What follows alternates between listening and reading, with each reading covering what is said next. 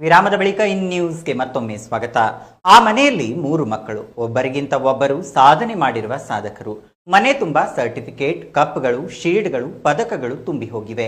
World record, national ರೆಕಾರ್ಡ್ಗಳಲ್ಲಿ ಸಾಧನೆ ಮಾಡಿ ಪಡೆದ ಪ್ರಶಸ್ತಿಗಳನ್ನ ಅವರು ಗಳಿಸಿದ್ದಾರೆ. 100ಕ್ಕೂ ಹೆಚ್ಚು ಸಾಧನೆ ಮಾಡಿ ಪಡೆದ ಪ್ರಶಸ್ತಿಗಳಿಂದ ಬಸವನಾಡಿನ ಕೀರ್ತಿ ಜಗದ ತುಂಬೆಲ್ಲ ಹರಡಿದವರು. ಈಗಿನ ಮೊಬೈಲ್ ಯುಗದಲ್ಲಿ ಮೊಬೈಲ್ ಟಿವಿ ಬಳಸದೆ ಅಸಾಮಾನ್ಯ ಸಾಧನೆ ಮಾಡಿರುವ ತ್ರಿವಳಿ ರತ್ನಗಳ ಕುರಿತು ಇಲ್ಲಿದೆ ಒಂದು ವಿಶೇಷ ವರದಿ.